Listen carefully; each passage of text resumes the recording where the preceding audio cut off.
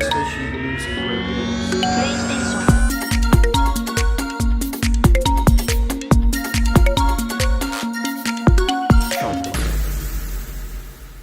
Hello and good day to you, my beautiful friends. I do hope you are well. Welcome to episode 28 of CrossButton VR, a beginner's journey into PS VR2, a show for those who want to share in our newcomers' enthusiasm for the world of VR. Now, I'm your host, Laurie, but for anyone that may have forgotten, just want to remind you that we are part of the Cross Players, so if you enjoy what you hear, do check out the rest of what we do over at thecrossplayers.com. You can find all the links to all of our content and our Discord. Now it's an honour to be joined by two of the most notorious influencers in the metaverse. It's Ben and Alex. How are you going over there? How's your notoriety been treating you this week, gents? All right. Good. Yeah. I Alex, I feel like I revel in it.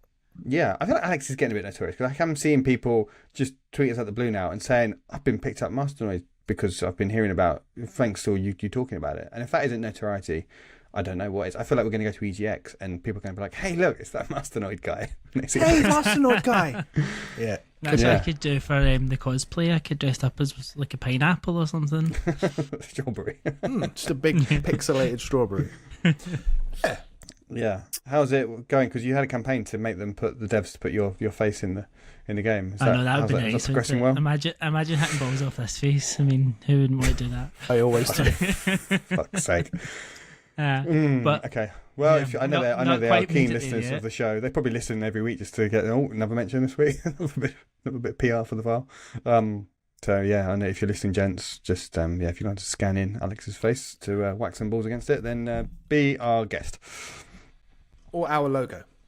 That's what we asked for. Or isn't the it? logo, yeah, that would make more sense. Come on.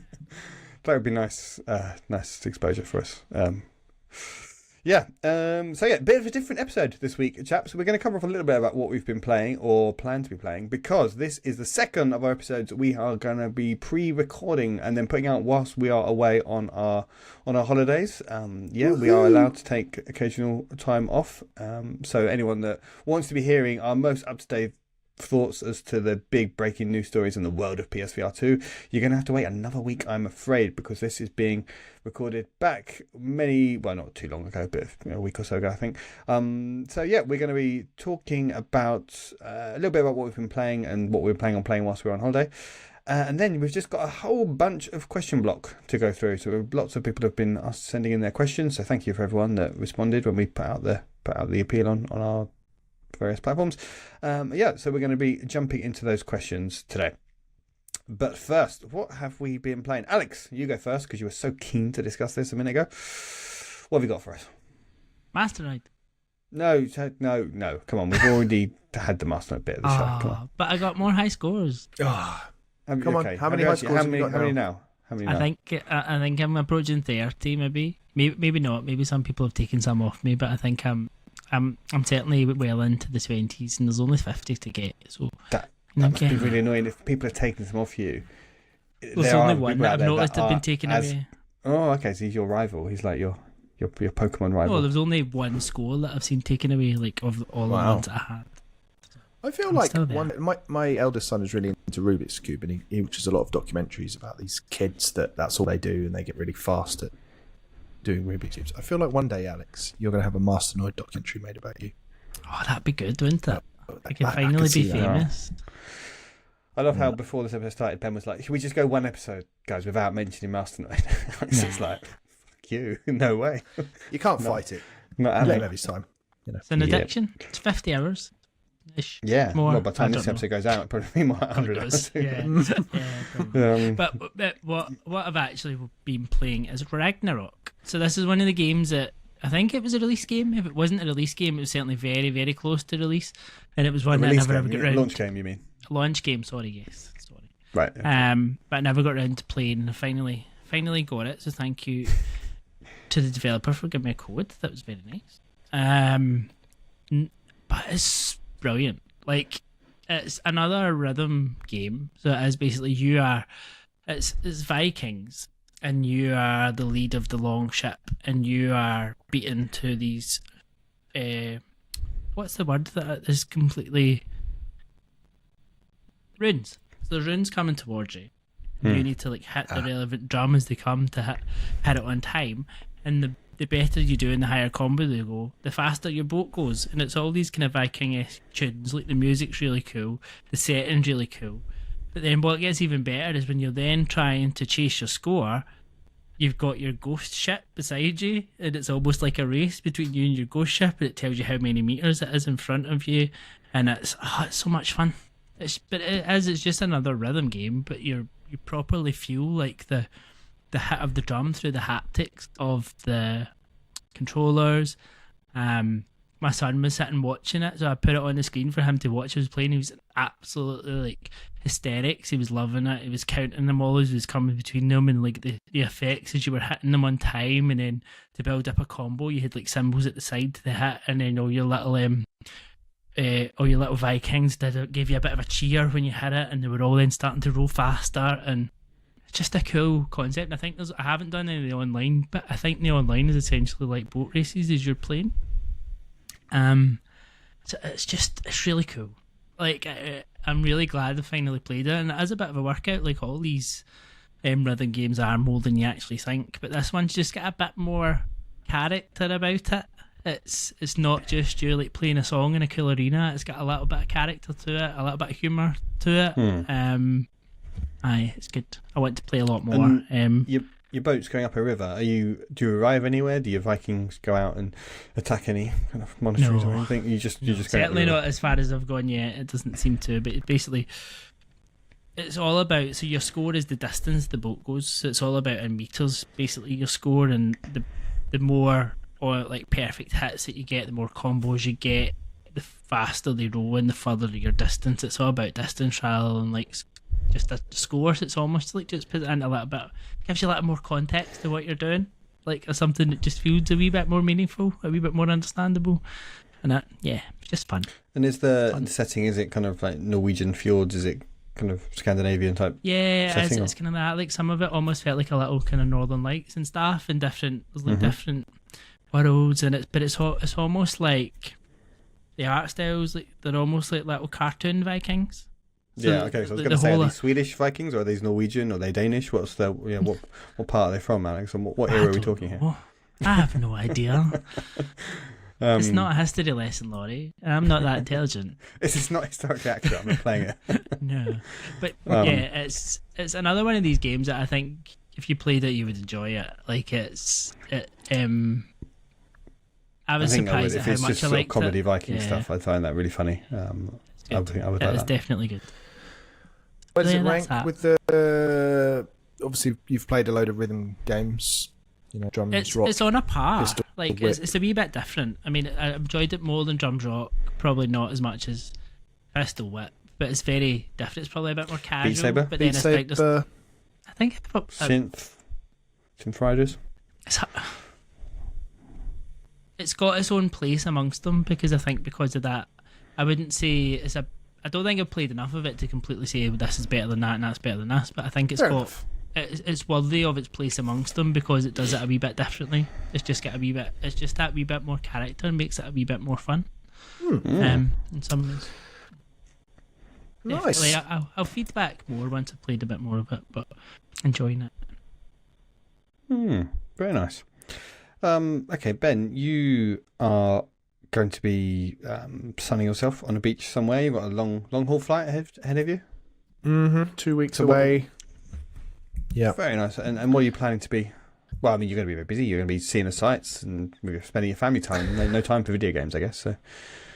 Well, they'll all be tired out by probably 6 p.m. every night. So I think I'll probably get plenty of time for video games. And I take it you're taking your Switch then?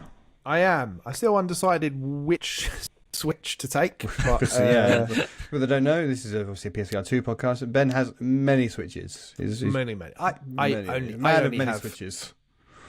I've got 3, but my family have got 1 each as well. So we've got a lot in the house. But I'll probably take the OLED. And of course you would. You have an OLED. Do you ever use anyone other than that? Well, no, you say that, but the light is far more travel friendly, particularly when you've got the flip case on it. And you can just pop it in a little. If you've got a little man purse, which you're a fashionable guy, Laurie, I'm sure you've got one of them. Just pop it out purses. there. So much easier. Yeah, but OLED, man. The screen. The OLED's nice. How can you not play games on that once you've got that option?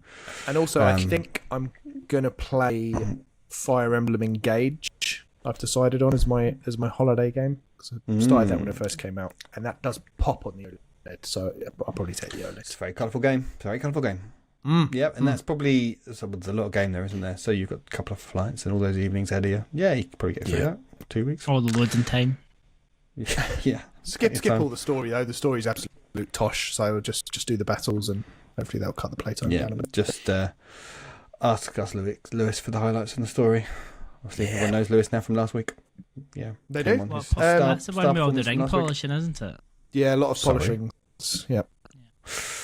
That's why he finished it. What about you, Laurie? Well, I'm also going to be taking my Switch away for my weeks away. I still got my OG, my day one Switch. I'm still carrying that one, still holding it together. I don't play the thing enough to be splashing out on an OLED. I'm not a man of means such as yourself, Ben. But I have taken it away. I don't have money for Switch. What am I going to play on it? Well, probably some more Tears of the Kingdom. Although I finished it, my son is desperate for me to keep playing it because he keeps finding cool stuff in it that he's desperate for me to find as well, until I can do it. I can't really break it to him that I'm done now. I'm never going to complete all the shrines, which to him is just like, what do you mean you're not going to have? Could you possibly leave this game half finished? But it's like, nah, beating Ganon now. I've done 100 shrines. So I'll probably play some more of that just to humour him. But other than that, I'm going to be playing Rogue Legacy 2 because that's one of my favourite games I ever played on the Vita, and I look forward to... I've been playing that a little bit on the Switch already, and I'm looking forward to really getting stuck into that and not having anything else to distract me and be able to focus on that. And then other than that, probably Pikmin 4. I've been playing a bit of the demo on that, and so I'll probably play that for a few hours as well, in amongst it all. Love it. Alex loves it. I love it. If obviously we're a PSVR2 podcast, you might be thinking, why the hell are you talking about non-VR games? But if you're not and you want to hear more of this, do listen to CrossCast, our sister podcast. Is that the right thing? Is that the right way to say it? I think so. I think people should check that out because it's very rare. There probably are some listeners or viewers that literally only play games on PSVR2, but I think most people have some interest in other games, even if it's just normal PS5 games, which you guys play, most if not all of them. And then lots of Switch and Xbox chat as well. I think most people own multiple platforms now. So check out CrossCast. So Dan's been chatting about Baldur's Gate 3. Lewis even spoke about The Room VR a couple of episodes ago. So there's loads of stuff. There's occasionally some VR leakage into that one as well, isn't there? Yeah, and I'll still be there because I'm not going on holiday. Yeah, you've just been on holiday, man. What are you talking about? Like 5 holidays a year, Alex. You get no sympathy from us. I booked 2 for you're not next going on year holiday this week. Yeah. Good. Okay, well, that's what we have been playing or going to be playing. Well, before we get onto the questions, just as ever, just remind everyone that if they want to give this podcast a sub on the service, that'll be all right. If you want to do that, that'd be great. Thank you very much. Follow us on all the socials and everything else. Just search for CrossButton VR and all the Cross Players, and you'll find us no matter what you're on, whether it's Twitter or Hive or... No, we're not on Hive, are we? Or something. And if you really want to show the love, do so via patreon.com/thecrossplayers. And for £2 a month, you can help become a patron, produce the show, get entry into our lovely little WhatsApp group where all sorts of shenanigans happen on a daily basis. That's cool. Right, let's get into these questions because we've been inundated. There's been a flood of questions from people. So, Alex, I believe you have the list of questions. You are going to be the question master, but that doesn't mean you get out of answering them yourself. Aww. Hit us up with your finest questions. Okay, so we asked you on Twitter, we asked you on Discord, we asked in a Patreon WhatsApp group. So we've got a wide array of questions. The first one from Cypher. It's an interesting one. Would you buy as many PSVR2 games as you seem to play if you weren't granted the occasional game code from publishers or devs? No. Laurie. Next question. No. Yeah, certainly not. I'd be a lot more kind of selective. And I think the reason why devs give us codes and the whole point of the how this works is they want us to try these things out that we might not normally buy. So we do get given codes. It's not occasional. I think for kind of nearly every game we want to try and play, we're very fortunate enough to get the codes, and we play them and we give our thoughts, and that's part of the deal. We like it or love it. We'll share our thoughts on things. So no, I would be playing quite a few games, but I'd be a lot more selective, and I wouldn't be picking up some of the stuff that I just wouldn't have any interest in, or I just didn't like the look of, or the reviews were a bit mixed. I'd be like, no, I probably would have picked up other games as well if I wasn't getting the supply codes. I would have got around to playing Pistol Whip by now. I think it's easy to buy a lot of games on PSVR2 though, but yeah, I wouldn't have been so experimental, I think, and that's why devs give us codes, so we play these games that we might not have picked up, and we hopefully convince other people to as well, from their point of view. So yeah, and also I don't think, I guess we're like almost providing a service, right? Because we're kind of filtering through the stuff, and we're recommending the stuff that we think is worth buying, and then maybe being like tempering people's expectations with the other stuff. But on a practical level, there's been so many good games coming out this year in particular that it would just be impossible to try everything if we weren't getting review codes for these games. And the same with CrossCast. Like, if we didn't get codes for stuff, we'd probably just be sticking to the big releases, or the ones that really catch our eye. I think I certainly wouldn't be trying anywhere near the amount of VR games if we weren't getting the codes for them, to be completely honest. But I mean, it's great because we have found some absolute gems that we wouldn't have played, and I know from feedback we get from people that says, I picked up that game because you guys have been talking about it. We all know the game that I'm talking about here. So it works. This is how it works, right? We play stuff we might not have picked up, and hopefully we love it, and we tell everyone and all our friends and all the listeners and viewers and things, and they'll go out and pick it up too. To be honest, sorry, go on, Alex. We do still buy stuff. I mean, it's not we do still go buy games. Like, it's not like we get codes or all get codes for all these games. So quite often we'll just get one code, and then the other two of us will go out and buy it just off the strength of each other's recommendations and stuff. And that's where patreon.com/thecrossplayers comes into play. So thank you very much for your support on that. But I think things like The Last Clockwinder, Synapse, I probably wouldn't have bought Synapse just because at the time I was like suffering from queasiness. I took one look at it and thought, this is going to make me feel ill. So that's made me quite hesitant to buy stuff as well. So it's been quite good to be able to sort of bed in and dip my toe into this stuff without that risk of, I've just spent £30 on something that's making me vomit, So that's been quite handy. It's a privileged position that we're in, but hopefully we are making the best of it for all of our audience. Yeah, and just if anyone thinks, I don't think we've ever lied or pretended we've liked a game just to curry favour with anyone. I think we try and be as honest as possible, and if we don't like stuff, we kind of do say that. Well, yeah, let's go back to Sea Smash. That's a great example. I don't think any of us disliked it, but Jörg was our first guest on the show. That didn't make our top 10. Alex was pushing for it to be top 10, but I think Nori and I were like, probably not. And hopefully that goes to show we've got some sort of integrity when it comes to this sort of thing. Yeah, it's awkwardness. Yeah, and a lot of the time as well, we play these games that, as I said a few weeks ago on the episode, that I try stuff that this is not the sort of thing. If I was just buying everything, I probably would stick more to the stuff that I know I'm going to like. But because we're able to have these opportunities to play stuff, sometimes I play it and I think, I would never have played this before, and I love it. It's great. And then sometimes I think, I wouldn't have picked this up, and this isn't really my sort of thing, like Runner, for instance. And it's not in my top 10. It's not going to make my list, but I can still see and appreciate it's a good game. I can still see there's a lot to recommend about it, but it's just, for me, it's not something I would want to play more of. And that's probably where Sea Smash comes into it. I like it. I just don't like those sort of high score chasing games. They don't really do much for me in the same way they do for Alex. So yeah, it's not a kind of criticism of the game so much. It's more just being honest about, this is the sort of thing that I like and sort of thing that I don't like. And yeah, I think this is a decent game, but it's just not one that is particularly one that I care too much for. And then, final point on that, the flip side of it is, I bought Resident Evil Village, I've bought Gran Turismo 7. The fact that I've paid for them has meant I don't feel obligated to play them. Whereas if we'd been given codes and we wanted to give it a fair shake, I think I would have forced myself through Resident Evil Village and forced through the sickness of GT7. So it does kind of make a difference whether we have bought them or we haven't. I think that's quite important to note. Yeah. Good question. Good start.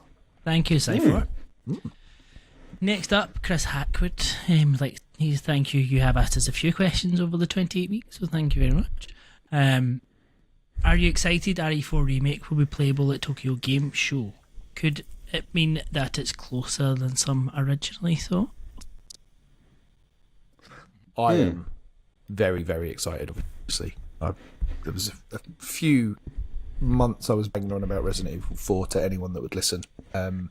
If it happens to come out this year, the VR version, I do think it puts it almost back in contention for Game of the Year, because I do feel like it came out quite early in the year. It's kind of been forgotten and overshadowed by a couple of releases since then. I do feel like this gives it a new lease of life, and it becomes one of those Half-Life Alyx kind of shit, this is VR, the new standard. Then I think that bumps Resident Evil 4, which is already a fantastic game. Like, the remake is... I cannot compel people enough to play it, because it's such a perfect game. If VR elevates it the same way as GT7 was elevated in VR, then suddenly I think you're looking at a potential Tears of the Kingdom, Baldur's Gate 3 beta. Yeah, it's a funny one, isn't it? It's Resident Evil 4. If that had come out in most other years, that would be a strong contender, whereas you just don't feel like it's got a chance this year. It's just such a strong year this year for games.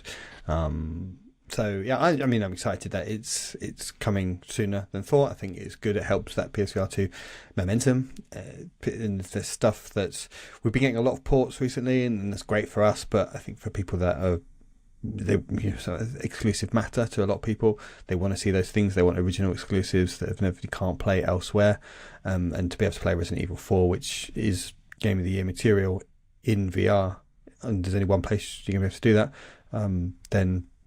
Yeah, it's just a big deal. So, yeah, the sooner it arrives, the better, really, for PSVR2's point of view. I think it's one of those, I was dead certain that this was going to be 2024. Like, there was just no feelings at all that this was going to hit this year, and now that it's going to be playable at TGS, I'm a bit like, maybe. And I mean, just you talking about that Game of the Year stuff there, Ben, I'm like, maybe that's a great tactic to hold us back to, October, November time, when the game's still in contention for things anyway, gets it back in the limelight, kind of misses out this busy September, October time, really pulls people back in, because I know I've held off playing this game because I wanted to play it in VR. Like, I thought, no, I'll wait till the VR version's available and that's how I'll play it. So I hope so. I really hope it. I think there is a sneaky little chance we might see it this year now, but still probably erring on the side of caution and say it's just going to hit 24.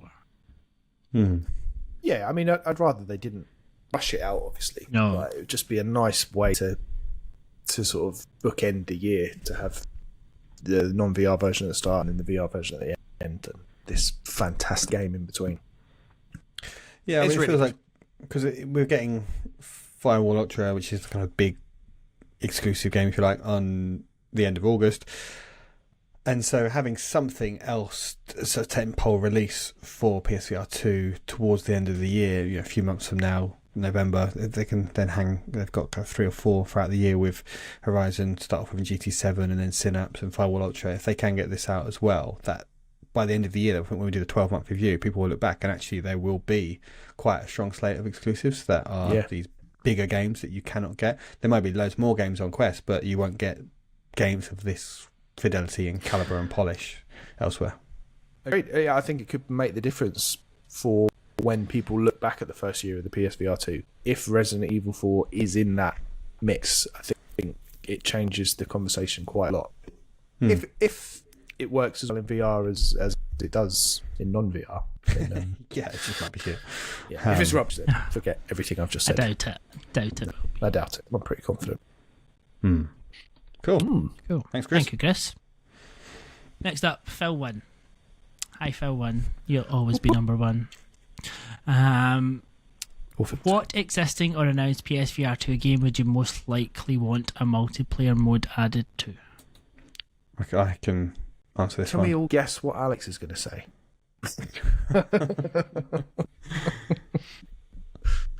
I would say the Room VR, because escape rooms, the whole point of them is you're doing it with friends in a room and you're trying to solve the puzzles together. So having that in the Room VR, but with your friends, like Walkabout mini golf, where you could all be sort of larking about in the room and just being silly at the same time as trying to solve the puzzles. I just think it would be so much fun. And each of those rooms, they take about, I don't know, 40 minutes, don't they, to do?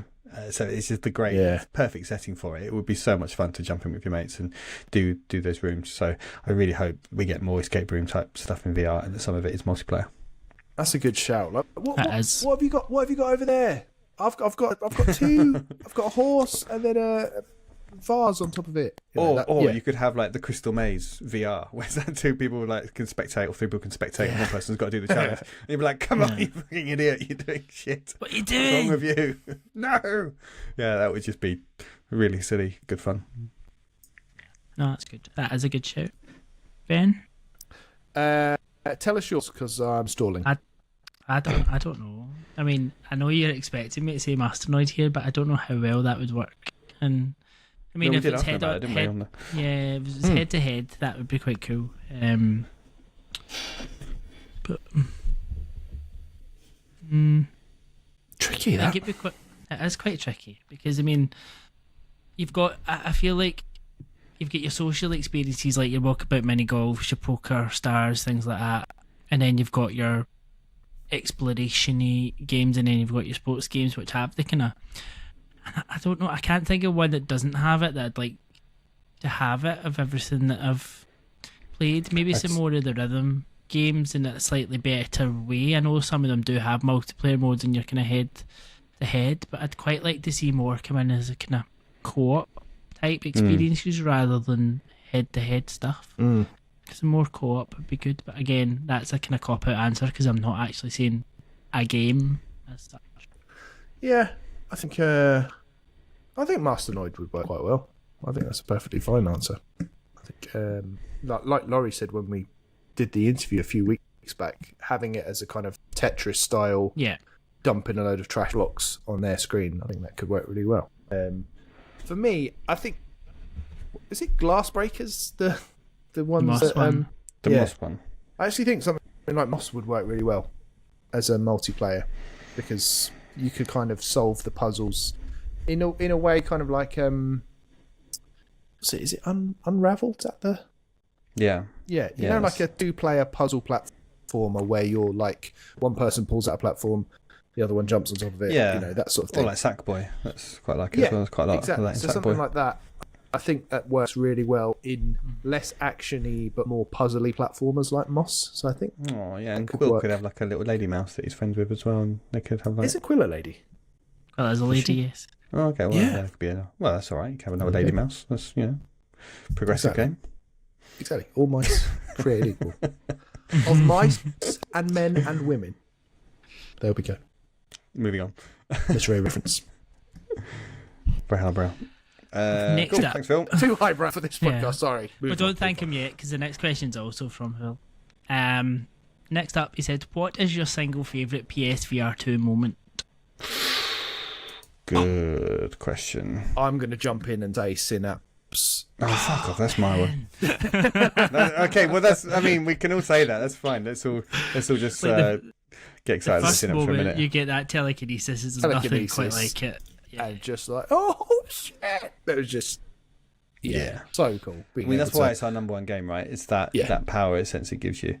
And for me, because you get it, it's kind of the sort of training mode. So but for me, it's when you use it in combat properly and you have the power. I think for me, the moment, it's not just when you get the telekinesis, it's when you have the power to throw enemies.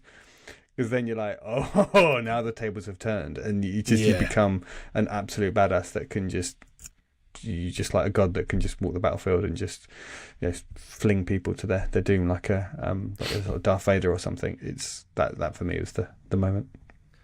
It's also the bit, and we spoke about it last week with Lewis, and we've spoken about it in the past, the bit in Gran Turismo where it goes from 2D to full VR.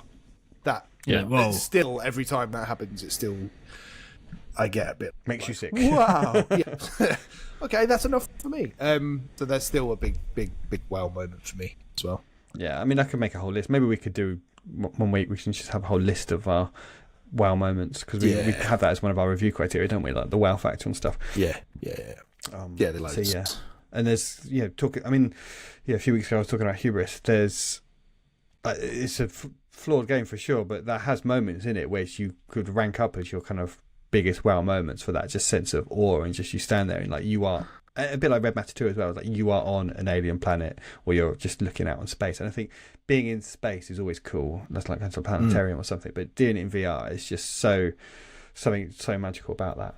Let's write that down somewhere. We'll do that as a future episode, because we can each have our own like top 5 wow moments. That would be a fun one to do, I think. Noted. Just as you said that, though, I was thinking Red Matter, because I'm like, the first time I remember going into Red Matter, the wow moment for that was like, oh fuck, this is what these games can look like, because there was probably nothing at that point that quite looked as good as Red. True, that's fair actually.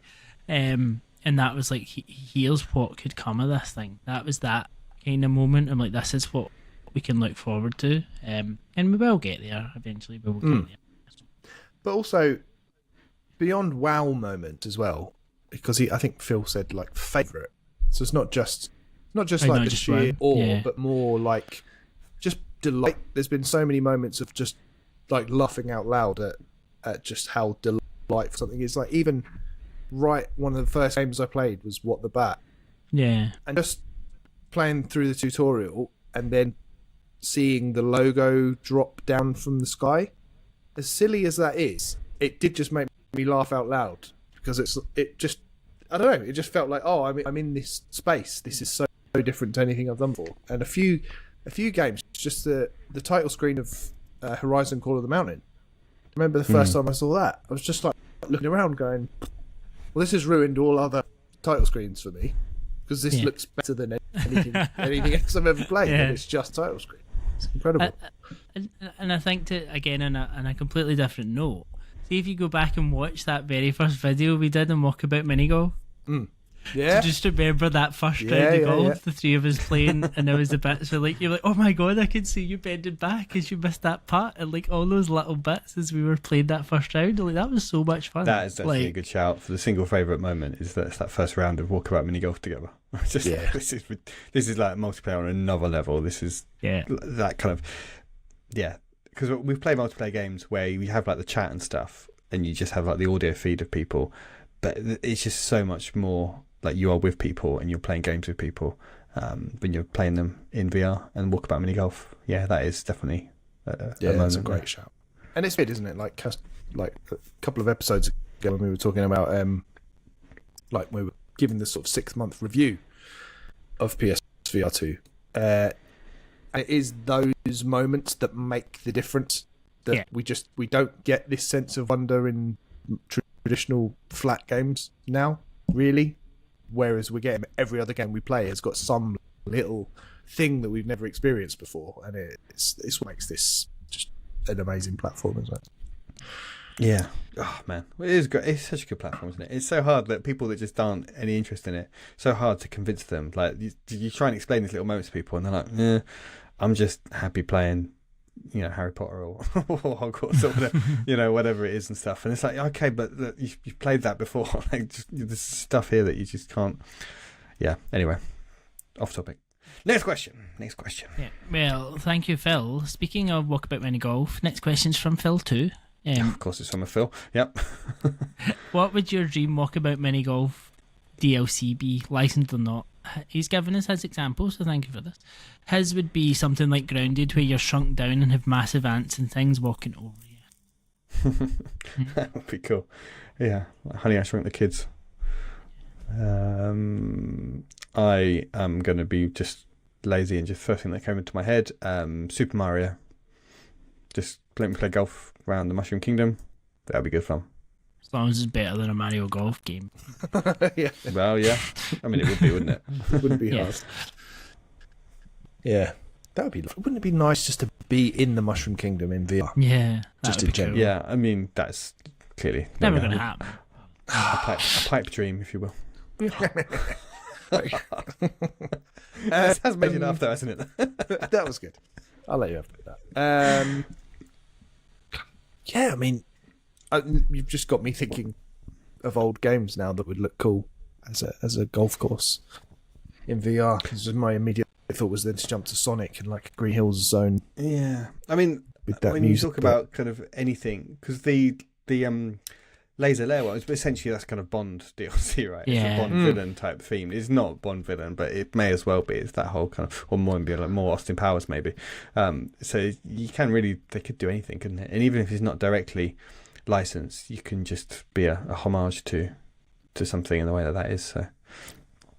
Yeah, and of course, I think when we had JP, the developer of Walkabout Mini Golf, this is way back on episode 12, he was saying he would like to do Star Wars, didn't he? Yeah, that'd be cool. Yeah, that would be cool. Awesome. Yeah, so I can't really do any better than that. No, Other than the fact that we've got Star Wars everything already, and it's probably a bit boring. If Lord of the Rings one, that'd be quite cool. Is it possible to make a good Lord of the Rings video game? That is the Yes, question. there's been some in the past. Like a decade ago. I was thinking longer. I was thinking some of the older ones than that. Yeah, Yeah, I think I thought it would have been. Sorry, on you go. No, go on. I was going to say an Astro one, like something like Astro's Playroom type thing. With like, Because that will just make it like rub it in the salt in the wound, so you don't have an actual Astrobot game to play. No, but it could come out like, see, a bit like, do you know how if you think to Sackboy and they got all the different, you got Sackboy's Big Adventure, they got all the different outfits for all the games and stuff. I think you could start pulling a little bit like that and have almost like a PlayStation All Stars type course, just for like, you could maybe a wee PlayStation exclusive one, be quite cool like that. With Astro as a character, but it then puts all these different little outfits to do different holes and stuff. My kids are all playing Astro today. Just let them play it for an hour, and they love it. The girls, they're too young to play themselves, but they just love watching my son play. It's just such a brilliant game. I can't let go over how good that game is. And having never played the first Astro's Rescue mission on PSVR1, the only thing of that I've seen is through in Astrobot. You see the old PSVR1 headset in the museum, and you can see a bit playing on it and stuff, so you get a sense of what it's like and how similar it is to Astrobot. I said, I can't, come on, please just port the game or give us a new one, for Christ's sake, Sony. It's just too good a franchise and IP. That game is still probably one of the best looking games in terms of its kind of that HDR vibrancy and colour and the crispness of it and stuff. Such a nice game to look at that. And a banging soundtrack. CPU. Oh, yeah. So good. That's good. Also, another boring, safe one though. Horizon, such a gorgeous world. Imagine they're playing golf in that environment. Would be. Yeah, I mean, this is anything they can do. That would just be cool, wouldn't it? It would just, there's so much scope they've got there, and I hope they do keep going. So, a few answers there for you, Phil, too. Thank you very much. Anyone else? Let us know what you would have as your Walkabout Mini Golf Dream DLC. It'd be nice to hear. Okay, some WhatsApp questions, and we'll warn you before we get into these, as maybe aren't quite the questions you would expect. So, this comes from Dan. What's your perfect sandwich? Laurie, you're the expert. I say Your wife makes lovely sandwiches, doesn't she? She does. Yeah, yes. I'm trying to think of some witty comeback then, but yeah, she does. Gotcha. She does like making elaborate sandwiches for me. Yeah, I'd say a Reuben. Give me some good kind of pastrami, salt beef, gherkins, mustard, cheese. Oh yeah. You weren't really New York as you were listing off the ingredients there. Yeah, no, yeah, you're New York. Yeah, puts, come on. Let me grab a cheeseburger. Forgot how good your American accent is, Ben. Apologies, American listeners. Yeah, that's a good shout. Pastrami is amazing. I do love it. It is amazing. A salt beef bagel is good as well, isn't it? Does that count as a sandwich? Yeah, I'll give you that. Yeah, I would allow it. It's meat and bread. Yeah, exactly. So yeah, what else would you have? I don't know. WhatsApp group will know that I've been trying to. I got a sandwich maker, like a panini machine, for what was it? I don't know when it was for, my birthday or something. And my Father's Day, that was it. And so I've been trying to make the perfect sandwich. I've been trying to perfect the panini recipe. So if anyone is listening that would like to send in some panini recipes for me, please do. There was a lot of preference in our WhatsApp group for like on a barbecue chicken type thing, which yeah, that's all cool. But yeah, if anyone's got any innovative recipes, hit me up. I'll put your WhatsApp email in the show notes. Please do not do that. What like more basic sandwiches though? Like obviously the temptation here is to just go really fancy bread, fancy fillings. But like if you're gonna have like a bog standard sandwich, what would you go for? It'd be ham and cheese. Ham and cheese, okay. That is very basic. I don't like sandwiches. Oh my God, doesn't like sandwiches. Doesn't like sandwiches, man. Oh, where do we start with that? I just don't Great like question, sandwiches. Dan. You really flummoxed Alex with that one. Like I How can't do you eat not it. like sandwiches? Sandwiches, you can't. That's like saying I don't like music. I don't really like bread. Yeah. But I'm not a big bread fan. All right. Well, I mean, that would do it, I suppose. Yeah. So like, I mean, and I don't like cold food. So like, it's What about just toast? Do you like toast? toast's fine. Toast peanut butter Toast jam, is you're fine. Toast Yeah, is it's like the fine. I best never thing really have toast. Toast is What about like a Subway? Do you? No, I mean No? I would have one if I had to, but never if you're really forced like. to at some point. If I'm forced to, I would never Eat the choose to sandwich. have a Subway unless that was like the option, like I the mean, only Subways thing I are could get. divisive. They You are, can't eat one. but But still, it still have to be a foot long.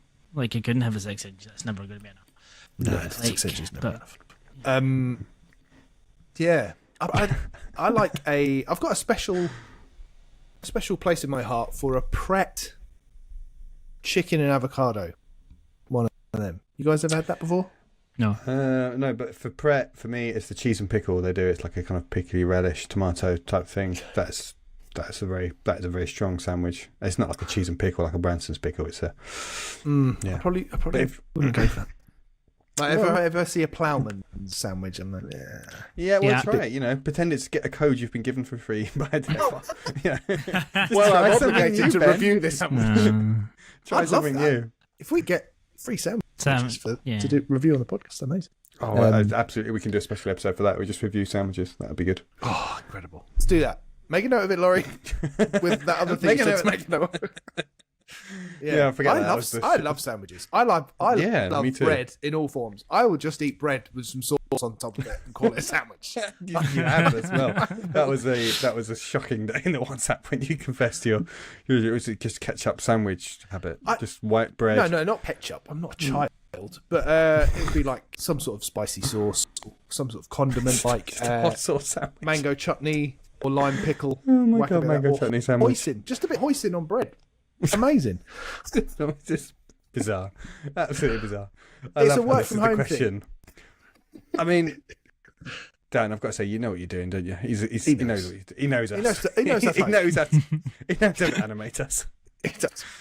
The listeners have been like 28 episodes. Oh, there's two of these people that finally come alive. Talking about sandwiches. Something they care about. Yeah. Not me. No. Back to Masternoid. Yeah. Okay. Next So question. another question from Dan. Oh God. And this is an interesting one. And I think we'll each answer this question picking one of the other two. I think that's a fair way to do it. Who's most likely to drop the console first? And by this, I think he means PSVR2. Just physically drop it on the floor. Drop it. Or just I'm like stop assuming he playing means it. fall off it, stop playing it. Ben. Excluding himself. yeah, definitely I think himself. playing it for 5 minutes. He's already dropped it. Yeah. Don't even think he hasn't. Yeah, I'm saying Ben. I'd probably say Ben as well. I between the would say two. myself as well. I don't think you will drop off it, but No. I think compared to, Alex and I have made it much more a part of our regular. I think the balance of what we play is much more weighted towards VR for us too than it is for you. I think it's fair to say. Yeah, I think that's fair. I think you probably saw it from the ratings we gave the 6 month Yeah, that's review of true. it. You know, Oh, yeah, mine that's was a a good C. callback. You two were high Bs. It's amazing how much it's amazing how much we can remember from a few weeks ago. Mate, it's like a steel trap. I think I've been the only one of us that has, albeit fleetingly, contemplated, should I just get rid of this? Back in the early days, because I was just see it. When I couldn't see, yeah. All you could see was your own vomit sprayed onto the screen. Well, it was a struggle. Like, all jokes aside, I did find it a bit like, I'm having to put a lot of effort to enjoy this. Like, it was a bit, compared to just like I can just whack on, something easy, something that I know I will enjoy. It doesn't involve any effort. But I have pushed through that and definitely come out the other side. And I definitely wouldn't. I wouldn't sell it now. But yeah, I think I definitely came the closest to being like, oh, is this for me? I don't know. But I'm through the other side. Got my lenses. I can see clearly now. The rain has gone. Oh. Good. That was a key for you to sing, Alex, and you didn't. God bless you. Thank you for that. People. He's already sung once this week, though. He's already sung once on this episode. Yeah. People keep complaining about my singing, so I'm trying not to do it. As in, they complain there's not enough of it. That's complaints we're getting. I say, I only tune in every week for Alex to sing. It's fine. Patreon karaoke. What do you think? Like, just expanding on this question somewhat. What do you think would make you guys contemplate dropping it? No new games coming out. Yeah, if the games dry up, if we only get ports of Quest games that aren't as good as the Quest, and it's because if Quest 3 comes out and that gets a load of games, and then we just get kind of bad ports of them. And if Sony really just never put any further interest into it, and then they do reveal lots of, because they are making games, we don't know what they're making on PS5 or PSVR2. So if they do release a load of stuff for PS5 that's going to be their big tentpole games, and they don't really support PSVR2, I'm sure I still will play stuff that comes to PSVR2, but my attention will probably go to where those big, because I'm like a magpie that just likes the shiny things. I just will. If that's what their marketing's hyping up, I will duly oblige, because I'm a twat. So so that's that'll be it, I guess. If Switch 2 comes out next year and that's got loads of new stuff on it, there's only so much time in the day. So if something shiny new thing comes out, I feel like they've already played enough games that I feel like I've got the value that I want from it. I'm happy. I don't feel like I've wasted money on it now. And obviously we're talking from a fortunate position where we've been given a lot of codes and stuff, which has helped for us to get that value out of it. But I think there is a lot of stuff to justify its existence already. And if I stop playing it because the games stop coming, or they just dip in quality, then I'll be like, yeah, you know what, I'm happy I've played that. We had a great run with it. I wouldn't regret it. Certainly, there will come a point, I'm sure, where we'll stop playing VR2. Hopefully, it's because VR3 comes out and it's even better. But yeah, showing absolutely no signs of slowing down, which is good. Very good. I hope that it kicks up a gear next year, and that's what we're saying. I hope the opposite's going to happen, and I think it will. I think Sony will have next year a slate of probably only 2 or 3. I don't think they have more than that of big, either first-party games or Sony-published games that there will be, these are the key tentpole experiences that we want you to play, and then we'll still get the regular cadence of indie type or smaller games that can fit around those games, and that's fantastic. Because Sony want us also to be buying the big PS5 games as well, so they've got a balancing act they need to try and do as well. Now, just to that one point very quickly, it's also like when you got to the end of the end of before the PSVR2 came out, like the difficulty of going and setting up a PSVR1 to still play it is it's difficult. But even if you don't quite fall off of this, you could maybe have longer periods where you're not playing it, but it's very easy if you just have a notion to shove that one cable in the front and get back in for a wee while. So it's not like it's a big hindrance, so you pack it all away and you do this and you do that and you need to find all these cables. It's very easy just to have that wee notion just to jump back in, and it is very easy just now to do that, which I think has been a lot more difficult with some of the PSVR1 in the past. So There's still always potential down the line if something comes up to just jump back in, but I certainly don't see falling off anytime soon. No. I think just on the point of me probably having the highest propensity to drop it, I do think there's something probably at the back of my mind where I'm like, I don't want this podcast to be just positivity. Like, you know, I don't want it to be just, this is amazing, everyone go and buy it. Like, I think so at the back of my mind, I'm always trying to temper that a bit, and maybe sometimes I do that too much and it comes across as me being down on the platform a little bit. But I do always, like I'll say, I don't want us to be like crazy VR evangelists, because I do see some people on Twitter that are just like, oh, this is the best thing ever, and I'm like, it's not. It's great, and it's great that everyone's enthusiastic about it, but I do think we need to present like a balanced view of it and a balanced opinion, and so I think maybe why sometimes I lean further away from evangelizing about it too much. It's just because in the back of my mind I'm like, yeah, but it's not perfect. I've got a few misgivings about it, and so you're just leveling me out, aren't you? Yes, yeah, maybe. It's like what is it John Austin who said that kind of we're discovering new things, we were working things out. I think the thing is with non-VR games, they are so refined now. They've been iterated on to death, and they are brilliant. You know, most AAA games that come out now are brilliant. They are really good. They might be boring. They might be brilliantly boring because you've played it all before and stuff. But they are so, you know, the mechanics, developers know what they do when it comes to making a skill tree and balancing it and stuff. And it feels like for VR, that refinement is not, well, it's not anywhere near the same degree. And so there are some things that feel rough and stuff, and so that's from what you're saying there about how try not to be too positive about it. I think some people do overlook it and think, oh, this game is game of the year, and you think it's just like it's not. It's good, it's interesting, it's fun to play, but the medium is still evolving, and it's evolving fast, and it's great to be there to see that development and to see those things iterate. And it will take time, it could take a whole other generation still, but it will get there. But that's, I think, is the key thing. I think you maybe would drop off to think, you know what, this is great, I've had my fill, I'm going to drop off, and in 5 years' time I'm going to come back and see where VR's got to. So, but I'm still enjoying it. I'm still seeing all the things I can take, the good and the bad, and there's always enough with the good, and I keep coming back to it. But talking about hubris, I think it's that perfect example for me of it's a real mixed bag, but there's enough there that's still compelling enough that I want to see and experience, even if it does have a lot of stuff that is dragging it down. Damn right.